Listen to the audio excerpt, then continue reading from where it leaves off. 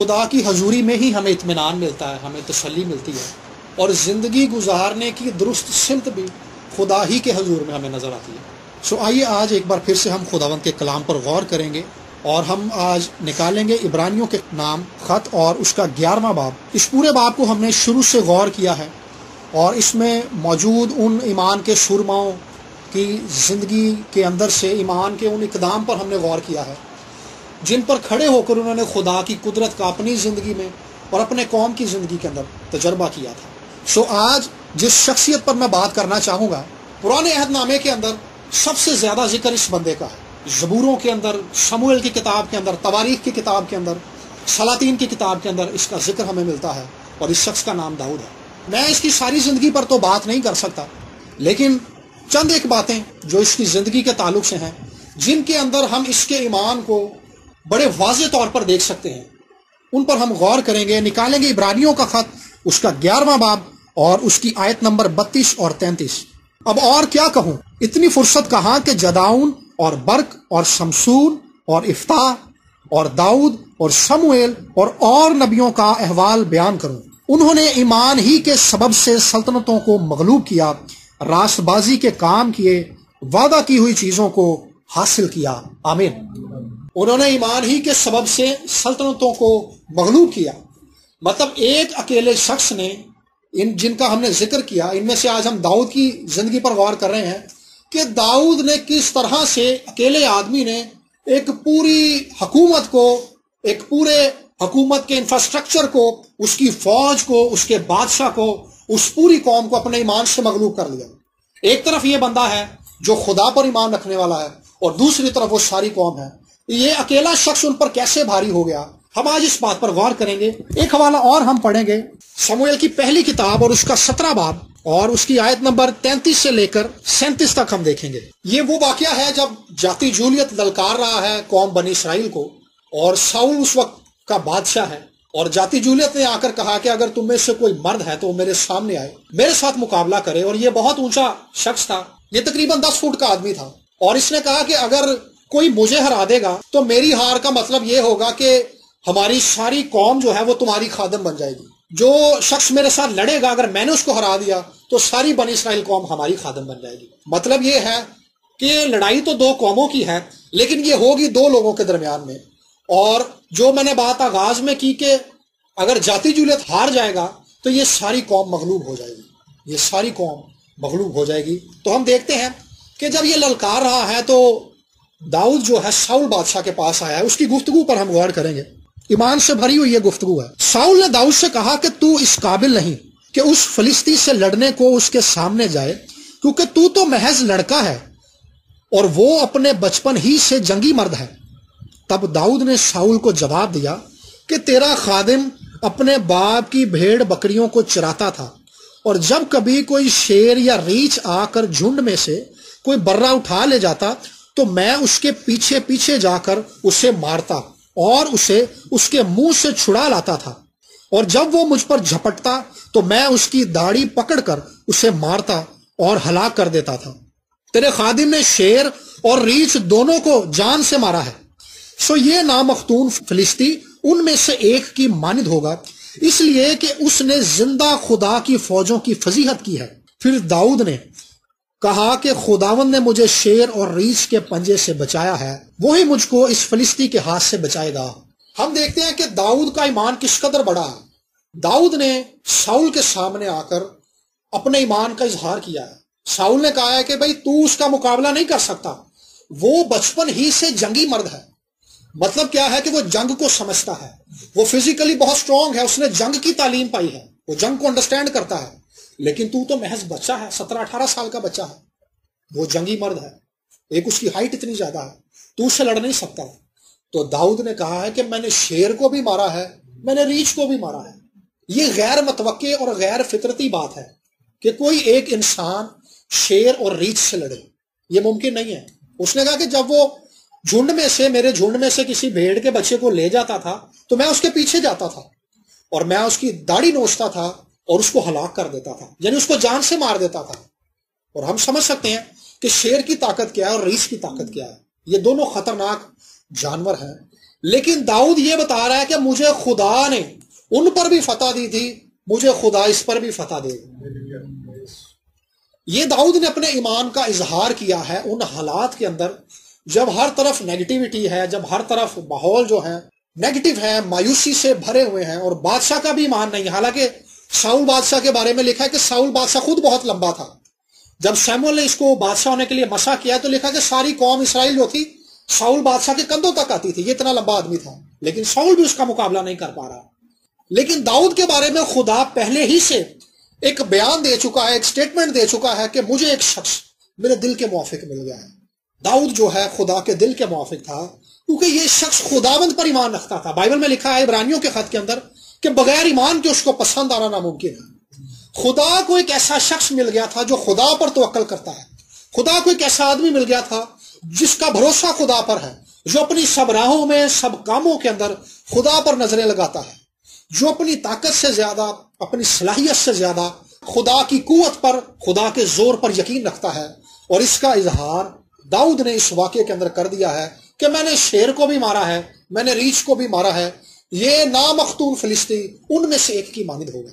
ہم کئی بار سوچتے ہیں کہ یہ جملہ بہت عام ہے کہ ہماری پتہ نہیں کون سی نیکی ہمارے کام آ گئی ہے۔ چرچ جانا اچھی بات ہے، ہدیہ دینا بہت اچھی بات ہے، دعا کرنا بھی بہت اچھی بات ہے، کلام پڑھنا بھی بہت اچھی بات ہے، لیکن جس چیز کا بائبل مقدس میں ذکر ہے کہ خدا کو پسند آنے کے لیے کیا کرنا ہے، بغیر ایمان کے اس کو پسند آنا ناممکن ہے۔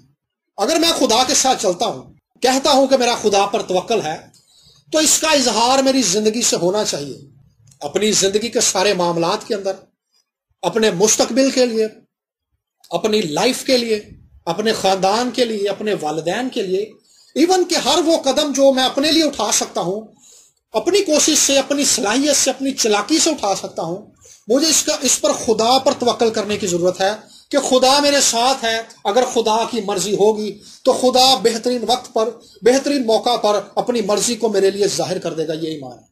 ایمان سے معجزات کو تو پاتے ہیں، لیکن زندگی کو ایمان سے گزارنا بھی ایک بات ہے۔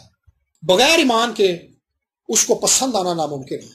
جو کوئی خدا کے ساتھ چلتا ہے اس کے لیے یہ بہت ضروری ہے کہ وہ اپنی زندگی کے اندر اس بات کا اظہار کرے کہ میرا چال چلن، میرا کردار خدا کے کلام کے مطابق ہے۔ مطلب کیا ہے؟ بینی ہن کا امریکن گورنمنٹ نے آڈٹ کیا، انہوں نے کہا جی آپ کے پاس بہت لوگ پوری دنیا سے ہدیہ بھیجتے ہیں، ہم آپ کو آڈٹ کرنا چاہتے ہیں، پیسے کا حساب کتاب جو آپ کے پاس ہے اس کا حساب کتاب ہمیں دیں، آپ کو کتنا پیسہ کہاں سے آتا ہے اور کس طرح سے آپ اس کو خرچتے ہیں، ہمیں اس کا حساب کتاب چاہیے۔ اور جب حساب کتاب ہو گیا، امریکن گورنمنٹ نے کہا کہ جی ہم نے آپ کو کسی طرح کا کوئی فریب آپ کے اندر نہیں پایا، آپ پیسے کو بڑے اچھے طریقے سے استعمال کر رہے ہیں۔ تو اس کے بعد بینی ہن نے ایک بات کہی، اس نے کہا کہ میں اپنی زندگی کے اندر کوئی ایسا کام نہیں کروں گا جس سے خدا کے نام کی تکفیر ہو، جس سے کوئی یہ کہے کہ بینی تو خدا کا خادم تھا، اس نے ایسا کیوں کیا، جس سے اس بات کا اظہار ہو کہ میرا توکل خدا پر نہیں ہے۔ اگر میرا توکل خدا پر ہے، اگر میرا ایمان خدا پر ہے، تو میں اپنی زندگی کے معاملات کے اندر بے ایمان نہیں ہو سکتا، میں اپنی زندگی کے کاموں کے اندر بے ایمان نہیں ہو سکتا، میں اپنی زندگی کے چال چلن میں بے ایمان نہیں ہو سکتا، میں بد دیانتدار نہیں ہو سکتا۔ اس کی وجہ یہ ہے کہ اگر یہ چھوٹی چھوٹی زندگی کی چیزیں مجھے ایمان سے پھر جانے کے لیے مجبور کر لیتی ہیں، اس کا مطلب ہے کہ میرا ایمان کمزور ہے۔ زندگی میں مصیبتوں کا سامنا کرنے کے لیے بھی ایمان چاہیے، اور زندگی میں مسیح کی پیروی کرنے کے لیے، خدا کے مطابق زندگی گزارنے کے لیے، خدا کے کلام کے مطابق اپنے چال چلن کو بنانے کے لیے بھی ہمیں ایمان کی ضرورت ہے۔ اور جب ہمارا چال چلن خدا سے ہٹ جاتا ہے تو اس کا مطلب ہے کہ ہم ایمان پر نہیں چل رہے، ہم اس راہ پر نہیں چل رہے جس پر خدا چاہتا ہے کہ ہم چلیں۔ سو بغیر ایمان کے اس کو پسند آنا ناممکن۔ لکھا ہے کہ داؤد کے بارے میں خدا نے کہا کہ مجھے ایک شخص میرے دل کے مطابق مل گیا۔ حالانکہ داؤد کی لائف میں کمزوریاں ہیں، کمزوریاں رہتی ہیں، داؤد نے اپنی زندگی خدا کے آئین کے مطابق گزاری۔ سو اس کی داؤد کی زندگی کے اندر سے ہم 5 باتوں پر غور کریں گے کہ وہ کون سی 5 باتیں تھیں جو ہمیں اس واقعے کے اندر دکھائی دیتی ہیں کہ وہ ایمان کے 5 اقدام جس کے باعث خدا نے اس کے بارے میں اسٹیٹمنٹ دی ہے۔ پہلی بات یہ تھی کہ داؤد کی خدا کے ساتھ ایک گہری رفاقت تھی، داؤد کے دل میں خدا کے لیے ایک بڑی محبت تھی۔ داؤد اپنی زندگی کو خدا کے آئین کے مطابق گزارتا ہے، اور اس کا اندازہ ہم اس بات سے لگا سکتے ہیں کہ خداوند کے عہد کا صندوق جب فلسطین کے ملک سے واپس آ گیا، فلسطینیوں کے وہاں سے واپس آ گیا، تو خدا کے لیے داؤد کے دل میں یہ جگہ تھی کہ وہ چاہتا تھا کہ خداوند کے عہد کا صندوق جو ہے واپس لایا جائے، کہ جس طرح سے کلام میں لکھا ہے کہ کہات کے گھرانے کے لوگ لاوی جو تھے اس کو اپنے کندھوں پر اٹھا کر یروشلم کے اندر لے کر آئے۔ یعنی داؤد اس بات کو سمجھتا ہے کہ خداوند کے عہد کے صندوق کو اسی جگہ پر ہونا چاہیے جو جگہ اس کے لیے ہے، یہ خدا کے کام کے لیے اس کے دل کے اندر جذبہ ہے۔ ایک آیت کو ہم پڑھیں گے تواریخ کی پہلی کتاب اور اس کا 16 باب کے اندر، یہ اسی واقعے کے اندر سے ہے۔ تواریخ کی پہلی کتاب اس کا 16 باب اور اس کی آیت نمبر 10 اور 11، اس کے پاک نام پر فخر کرو، تم خداوند اور اس کی قوت کے طالب رہو، تم سدا اس کے دیدار کے طالب رہو۔ یہ زبور داؤد نے اس وقت لکھا ہے جب یہ عہد کے صندوق کو لے کر آ رہے ہیں، تو داؤد نے یہ گیت گایا ہے، اس میں وہ کہتا ہے کہ خداوند کے دیدار کے طالب رہو۔ یہ خدا کے ساتھ اس کی محبت کا اظہار ہے کہ وہ اپنی زندگی کے اندر خدا کے دیدار کو پانا چاہتا ہے۔ خدا نے اس کو بھیڑ سالے سے اٹھا کر، بھیڑوں کے چرواہے سے اٹھا کر اسرائیل کا بادشاہ بنا دیا ہے، لیکن بادشاہ بننے کے بعد خدا کے لیے اس کی محبت کم نہیں ہوئی۔ وہ آج بھی خدا کے لیے محبت رکھتا ہے اور وہ کہتا ہے کہ خدا کے دیدار کے طالب رہو، خدا کے دیدار کی طلب اپنے اندر اپنے دل میں قائم رہو۔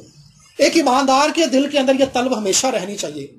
جب ہم دعا کریں، ہم کلام پڑھیں، ہم کلیسیا کے اندر جائیں، تو ہمارے اندر یہ خواہش ہونی چاہیے، یہ جلتی ہوئی خواہش ہونی چاہیے کہ خداوند اپنے چہرے کا دیدار مجھے بخش دے۔ ہم بہت ساری چیزوں کی خواہش رکھتے ہیں، خدا ہمیں پیسے دے، ہمیں دولت دے، ہمیں جاب پر ترقی بخش دے، ہمارے خاندان کے اندر یہ کام کر دے، ہمارے اس مسئلے کو حل کر دے۔ لیکن جو سب سے بڑھ کر ایک ایماندار کے دل کے اندر خواہش ہونی چاہیے، وہ خدا کے ساتھ اس کی محبت ہے، جس کا اظہار ہم داؤد کی زندگی کے اندر دیکھتے ہیں۔ وہ کہتا ہے کہ خداوند کے دیدار کے طالب رہو۔ یہ وہ خواہش ہے جو ہر ایک ایماندار کے اندر ہر وقت جلتی رہنی چاہیے کہ خداوند مجھے اپنے دیدار کا طالب رہے۔ اگر ہمارے اندر یہ خواہش نہیں ہے تو ہم اس کے لیے بھی خداوند سے درخواست کریں، خداوند اس خواہش کو ہمارے دلوں کے اندر بیدار کر دے گا۔ ہم کئی بار بہت ساری باتوں کے لیے دعا کرتے ہیں، لیکن کبھی ہم نے اس بات کے لیے دعا نہیں کی کہ خداوند مجھے اپنا دیدار بخش دے۔ اور زبوروں کے اندر ہم بارہا اس بات کو پڑھتے ہیں، کہتا ہے کہ میں نے خداوند سے ایک درخواست کی ہے، میں اسی کا طالب رہوں گا کہ میں خداوند کے گھر میں رہوں اور اس کے جمال کو دیکھوں، یعنی اس کے چہرے کی بیوٹی کو دیکھوں۔ داؤد چاہتا ہے، یہ داؤد کی خواہش ہے۔ اور زبور 119 کے اندر یہ بات مجھے بڑی حیرت زدہ کرتی ہے کہ داؤد کا خدا کے ساتھ تعلق کس قدر گہرا ہے کہ وہ اس تعلق کے اندر جا کر کہتا ہے کہ خداوند مجھے یہ بات بتا کہ میں میری زندگی پر میرے دن کتنے ہیں، مینو تو دسی ہے خدا کتنے دہاڑے جیواں گا۔ زبور 119 تیری نجات دے شوق دے وچ، کہ وہ یہ بھی خدا سے پوچھنے کی خواہش رکھتا ہے۔ خدا کے ساتھ اس کا تعلق اس قدر گہرا ہے کہ اس کو پتا ہے کہ میں خدا سے پوچھ رہا ہوں اور خدا مجھے بتا دے گا کہ خداوند میری زندگی کے دن کتنے، مجھے یہ بتا دے گا۔ یہ داؤد کے اور خدا کے تعلق کی گہرائی ہے۔ خدا کے ساتھ اس کی محبت اس قدر زیادہ ہے کہ اس کو پتا کہ یار اس زمین پر اگر کوئی چیز ضروری ہے تو وہ خدا کا اور اس کا تعلق ہے۔ اس زمین پر اگر ایک ایماندار کے لیے، اس شخص کے لیے جس نے اپنی زندگی یسوع کو دی ہوئی ہے، بپتسمہ لیا ہے، پاک روح سے معمور ہے، پاک روح کا بپتسمہ اس نے پایا ہے، تو سب سے اہم بات اس کے لیے یہ ہے خدا کے لیے اس کے دل کے اندر کتنی محبت ہے، خدا کے آئین کے لیے اس کے دل میں کتنی محبت ہے، خدا کی بارگاہوں میں جانے کے لیے اس کی خواہش کتنی ہے۔ کئی بار ہم چرچ ٹائم پر نہیں جاتے، اس سے ہمارے محبت کا اظہار ہو جاتا ہے۔ کلام پڑھنے کے لیے ہمارے اندر خواہش نہیں ہے، کئی بار ہم کلام بھی پڑھتے ہیں، ہم دعا بھی کرتے ہیں، لیکن ہمارا چال چلن کلام جیسا نہیں ہوتا۔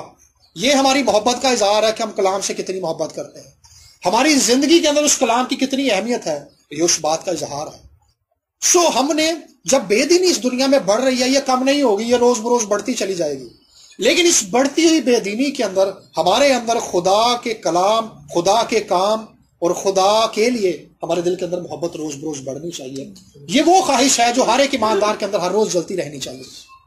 جب کوئی بندہ بیمار ہو جاتا ہے تو اس کو بھوک لگنی کم ہو جاتی ہے، اس کا کھانے کو دل نہیں کرتا۔ اسی طرح سے جب کوئی روحانی طور پر بیمار ہو جاتا ہے تو اس کا کلام پڑھنے کو بھی دل نہیں کرتا، اس کا چرچ جانے کو بھی دل نہیں کرتا۔ کئی لوگوں کے دلوں کے اندر ابلیس یہ فریب ڈال دیتا ہے کہ بھائی تو گھر میں بیٹھ کر دعا تو کر رہا ہے، کلام تو پڑھ رہا ہے، پھر تجھے کیا کلیسیا میں جانے کی ضرورت ہے؟ لکھا ہے کہ رسولوں سے تعلیم پانے اور رفاقت رکھنے میں مشغول ہو۔ رفاقت رکھنا بہت ضروری ہے. سو یہ ایک فریب ہے جو ابلیس کسی کے دل میں ڈالتا ہے اور اس کے اندر کی محبت کو کم کر دیتا ہے, ٹھنڈا کرتا چلا جاتا ہے. وہ ہماری خواہشات کو تبدیل کرتا ہے. ہماری خواہشات جب جسمانی چیزوں کے لیے ہو جاتی ہیں تو خدا کے لیے آٹومیٹکلی کم ہو جاتی ہیں. دو ہی چیزیں ہیں, یا تو خدا سے محبت رکھ سکتے ہیں یا ابلیس سے رکھ سکتے ہیں, دنیا سے رکھ سکتے ہیں. دو ہی چیزیں ہیں, درمیان کی کوئی چیز نہیں ہے. سو جیسے ہی ہمارے دل میں خدا کے لیے محبت کم ہوگی, دنیا کے لیے زیادہ ہوگی, اس کا مطلب ہے کہ ہم خدا سے دور جا رہے ہیں. سو داؤد کے دل میں خدا کے لیے محبت بہت زیادہ تھی, خدا کے لیے گہری محبت تھی اس کے دل میں. دوسری بات یہ تھی کہ داؤد کو خدا کے نام کی بڑی غیرت تھی.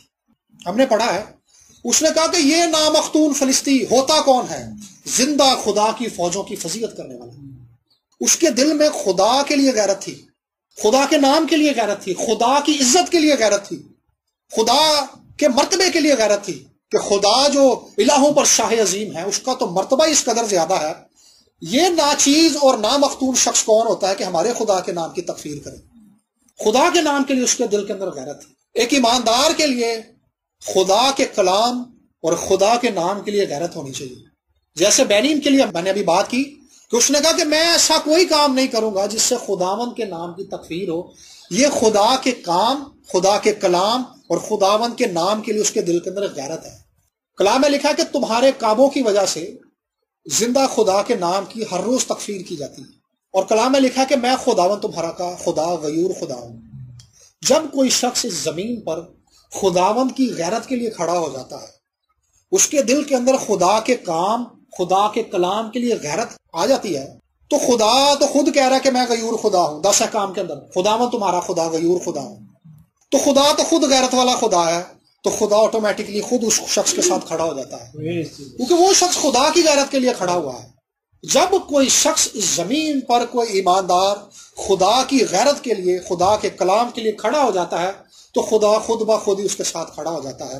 جب کوئی شخص خدا کے کلام پر ایمان رکھ لیتا ہے, خدا کے کلام پر کھڑا ہو جاتا ہے, تو خدا کے سارے لشکر, خدا کی ساری قدرت, خدا کا سارا زور, خدا کے سارے فرشتے اور خدا کی لا انتہا قوت اس اکیلے شخص کے لیے ایکٹیو ہو جاتی ہے, کیونکہ وہ شخص خدا کی غیرت کے لیے کھڑا ہوا تھا. اور داؤد جو تھا خدا کی غیرت کے لیے کھڑا ہوا تھا, کیونکہ اس کے اندر خدا کے لیے غیرت تھی کہ یہ نامختون فلسطی کون ہوتا ہے کہ ہمارے خدا کے نام پر کفر بکے. یہ غیرت تھی اس کے اندر. ایک ایماندار ہوتے ہوئے ہمارے دل کے اندر یہ غیرت ہونی چاہیے. ہمارے وسیلہ سے لکھا ہے کہ تمہارے نیک کاموں کو دیکھ کر تمہارے باپ کی جو آسمان پر ہے تمجید ہوگی. سو ہمارا چال چلن, ہمارا کردار ایسا ہونا چاہیے جس کے وسیلہ سے خدا کے نام کو عزت ملے. اور جب کوئی شخص اس زمین پر خدا کی غیرت کے لیے کھڑا ہو جاتا ہے, خدا اپنی قدرت اس اکیلے شخص کے وسیلہ سے ظاہر کر دیتا ہے. خدا کو اس چیز سے فرق نہیں پڑتا کہ اس کے مقابلے میں, داؤد کے مقابلے میں فلسطی تھے, داؤد کے مقابلے میں وہ ایک جائنٹ تھا, ایک دیو قامت شخص تھا, جاتی جولیت, جو طاقت میں, زور میں, اسلحے میں اس سے زیادہ ہے. داؤد ایک لاٹھی لے کر اور پتھر لے کر اس کے مقابلے کے لیے آیا ہے. اس کے پاس ایک نیزہ ہے, ایک ہیوی ہیلمٹ اس نے پہنا ہوا ہے, ذرا پہنی ہوئی ہے, وہ ہر طرح سے اسلحے سے لیس ہے. لیکن داؤد کے پاس کچھ نہیں ہے, کیونکہ اس شخص کو پتا ہے کہ جب میں خدا کی غیرت کے لیے کھڑا ہو جاؤں گا تو خدا اپنی قدرت کو میرے لیے ایکٹیو کر دے گا. ایماندار ہوتے ہوئے ہم نے آج اپنے آپ سے سوال پوچھنا ہے کہ کیا خدا کے کلام اور خدا کے کام کے لیے ہمارے دل میں غیرت ہے؟ یہ غیرت ہمیں نظر آنی چاہیے. بہت ساری چیزیں ہیں جن کو ہم خود سے دیکھ رہے ہوتے ہیں. خدا کے کام کے لیے ہمارے اندر کتنا جذبہ ہے. کئی بار ہم سوچتے ہیں کہ یار میں تو کلام بھی نہیں سنا سکتا, میں تو یہ بھی نہیں کر سکتا, میں تو پڑھا لکھا بھی نہیں, میں کیا کر سکتا. ہم کلام نہیں سنا سکتے لیکن ہم دعا کر سکتے ہیں. ہم ہدیے سے خداوند کے کلام کی تمجید کر سکتے ہیں. ہم ہدیے سے کلام کی بڑھائی کے لیے خداوند کو دے سکتے ہیں. یہ خداوند کے لیے ہمارے دل میں غیرت ہے کہ اگر ہم یہ نہیں کر سکتے تو ہم خدا کے کلام کو پھیلانے کے لیے کیا کر سکتے ہیں؟ ہم دعا کر سکتے ہیں, ہم ہدیہ پیش کر سکتے ہیں خداوند کے حضور میں. بینین ایک بات کہتا ہے کہ انجیل سنانا تو مفت ہے, لیکن انجیل کا پیغام سنانا, انجیل کو پھیلانا جو ہے بہت مہنگا ہے. سو یہ وہ باتیں ہیں جو ہمارے دل کے اندر, ایک ایماندار کے دل کے اندر ہونی چاہیے ہمیشہ سے, کہ وہ خدا کے کام کے لیے اپنے دل کے اندر کیا جذبہ رکھتا ہے. کئی بار ہم سوچتے ہیں کہ یار میں تو فائنینشلی بھی اتنا اسٹرانگ نہیں ہوں, کوئی بات نہیں, تو ہم کلیسیا میں اپنے آپ کو پیش کر سکتے ہیں کہ پادری صاحب میں خدا کا کام کرنا چاہتا ہوں, میں کیا کام کروں, خداوند کام مجھے بتائیں. کلیسیا میں ایسے بہت سارے کام ہوتے ہیں ہمیشہ جو آپ کر سکتے ہیں. خدا کے نزدیک میرے عزیزوں کوئی بھی کام چھوٹا اور بڑا نہیں ہوتا ہے. کوئی بھی بندہ جو خدا کے لیے کام کرتا ہے خدا کا کام چھوٹا بڑا نہیں ہوتا، وہ خدا کا کام ہوتا ہے. سو خدا کے لیے جب کوئی اپنے آپ کو پیش کرتا ہے، خدا کے کام کے لیے اپنے آپ کو پیش کرتا ہے، تو خدا اپنے لشکروں کو اس کے لیے ایکٹیو کر دیتا ہے. خدا اس کے لیے وہ کرتا ہے جو وہ خود سوچ بھی نہیں سکتا. اگلی بات، چوتھی بات یہ تھی کہ داؤد کا یقین خدا کی قوت پر تھا. دیکھا کہ تو تلوار اور بھالا لے کر میرے پاس آتا ہے، میں زندہ خدا کے نام سے تیرے پاس آتا ہوں. زندہ خدا کے نام سے تیرے پاس آتا ہوں. اس کے پاس اسلحہ تھا، جنگی ٹریننگ تھی. اس کو اپنی قوت پر، جاتی جولیت کو اپنی قوت پر، اپنے اسلحے پر اور اپنی جنگی بہارت پر یقین تھا. لیکن داؤد کو اپنے خدا پر یقین تھا. اپنے خدا پر یقین تھا کہ جس خدا کے نام سے میں اس کے سامنے کھڑا ہو رہا ہوں وہ مجھے شرمندہ نہیں ہونے دے گا، وہ مجھے فتح بخشے گا. وہ اپنے زور اور اپنے اسلحے سے اسرائیلیوں کو 40 دن سے مغلوب کیے ہوئے ہے، لیکن داؤد نے خداوند کے نام سے اس کو اور اپنے ایمان سے اس کو مغلوب کر لیا. اس نے کہا کہ تو تلوار اور بھالا لے کر میرے پاس آتا ہے، لیکن میں زندہ خدا کے نام سے تیرے پاس آتا ہوں جس کی تو نے فضیلت کی ہے. میں آج ہی تیرا سر تیرے تن سے جدا کر کے تیرا گوشت جو ہے ہوا کے پرندوں کو کھلاؤں گا. یہ داؤد نے اس کو سٹیٹمنٹ دی ہے. داؤد کتنا پر اعتماد ہے، داؤد کتنا یقین رکھتا ہے اس بات پر کہ فتح میری ہے. فتح کا یقین اس بندے کو ہوتا ہے جو خدا پر توکل کرتا ہے، اپنی مہارت، اپنی صلاحیت پر یقین نہیں رکھتا، وہ خدا کی قوت پر یقین رکھتا ہے. اپنی زندگی کے اندر، اپنے خاندان کے اندر اور اپنی خدمت کے اندر آگے بڑھنے کے لیے ہمیں خدا پر بھروسہ کرنے کی ضرورت ہے. خدا کی قوت ہمارے گھرانے کے اندر اور ہماری زندگی کے اندر اس وقت ظاہر ہوگی جب ہم اپنی کمزوریوں سے نظریں ہٹا کر خدا کی قوت کو دیکھنا شروع کریں گے. داؤد نے ذاتی جولیت کی قدرت اور اس کی طاقت کا مقابلہ خدا کی قوت کے ساتھ کیا تھا. یہ جتنا بھی طاقتور ہے میرے خدا سے زیادہ طاقتور نہیں ہے. اس نے اس کے اسلحے پر دھیان نہیں لگایا بلکہ لاٹھی اور پتھر لے کر اس کے پاس آ گیا اور داؤد نے اس کو چت کر دیا. ایک بڑی خوبصورت بات ہے جو رائنہارڈ بونکی کہتا ہے، میں جب بھی اس بات کو یاد کرتا ہوں مجھے اس بات سے بڑی برکت ملتی ہے. وہ کہتا ہے کہ جب جاتی جولیت کے مقابلے کے لیے داؤد بھاگا ہے تو داؤد اس وقت ایسے تھا جیسے قادر مطلق خدا کی کمان سے نکلا ہوا تیر تھا جو نشانے پر لگتا ہے جا کر، کیونکہ اس نے خداوند پر توکل کیا ہوا تھا. ہماری زندگی کے اندر ہم ڈسٹریکٹ اس وقت ہوتے ہیں جب ہم خدا پر نگاہیں نہیں لگا رہے ہوتے. جب ہم خدا کی راہ سے ہٹ جاتے ہیں پھر ہی ہمارے اندر دلیری بھی نہیں ہوتی، پھر ہی ہمارے اندر یقین بھی نہیں ہوتا، پھر ہی ہمارے اندر بے اعتقادی ہوتی ہے. لیکن جب ہم مسلسل خدا کو دیکھتے رہتے ہیں، پترس کی طرح، پترس اس وقت تک پانی پر چلتا رہا تھا جب تک وہ یسوع کو دیکھتا رہا تھا.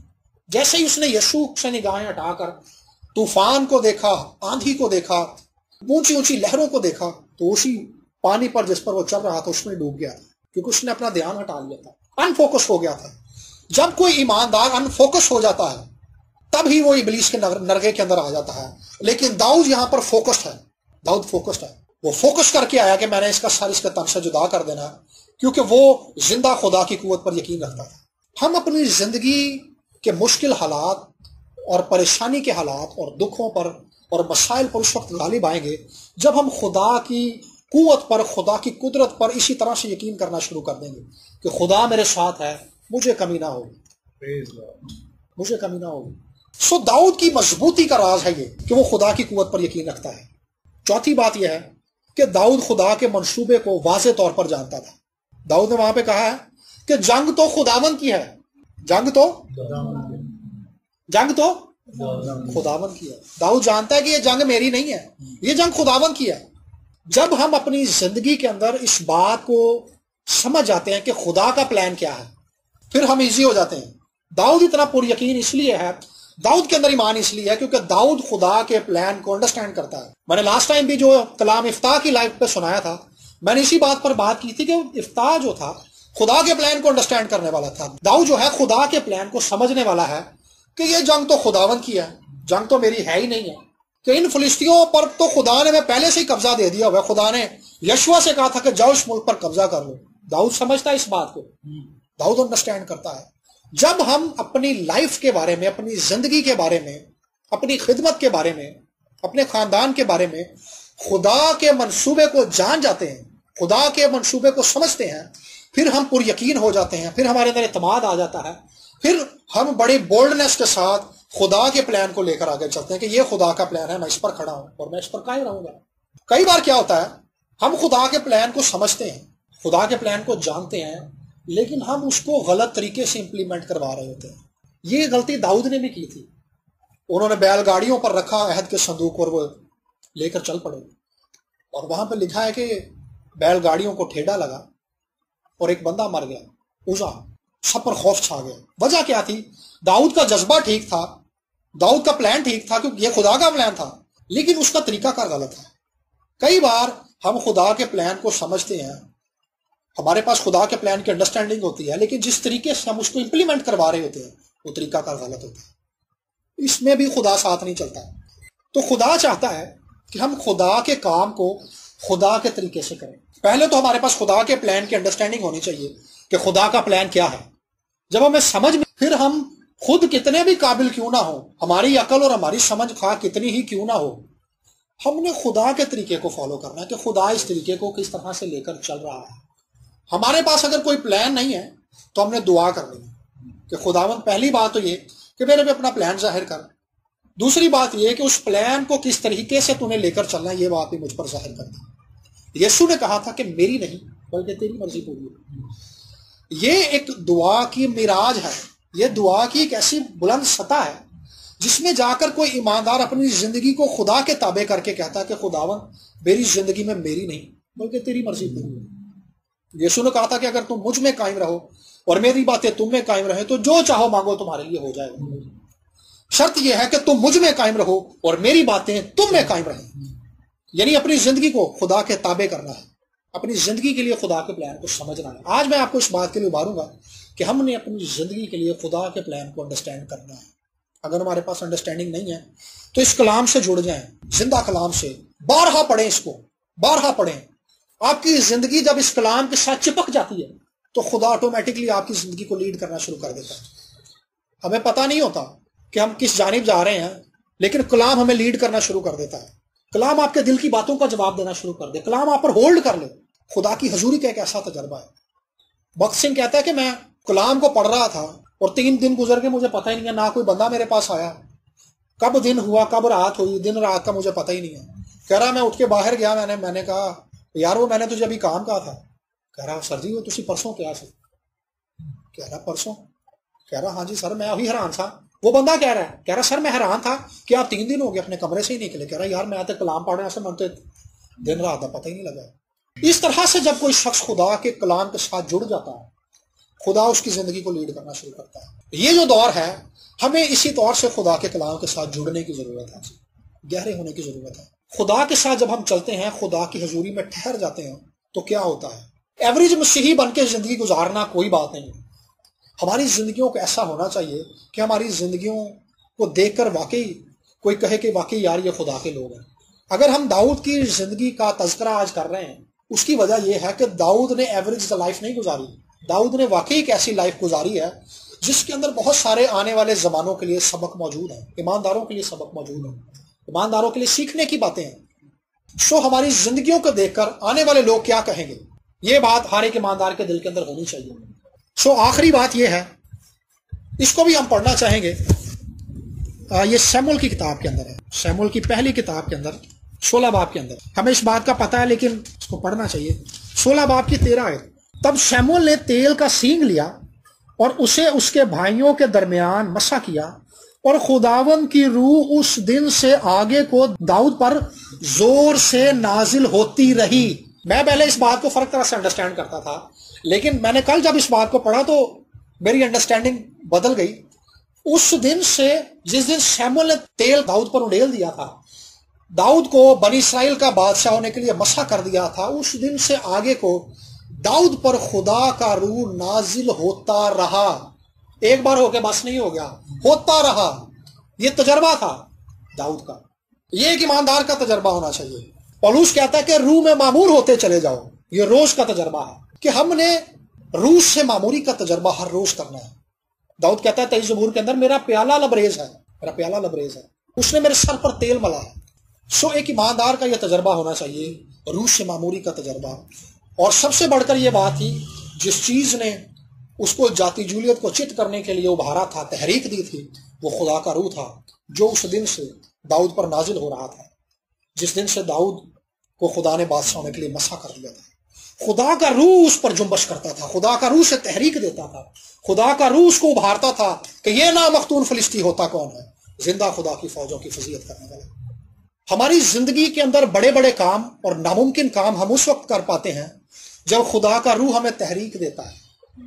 ہم ناممکن کاموں کو بھی اس وقت ممکن بنا دیں گے جب خدا کا روح ہمیں تحریک دے گا ان کاموں کو کرنے کے لیے۔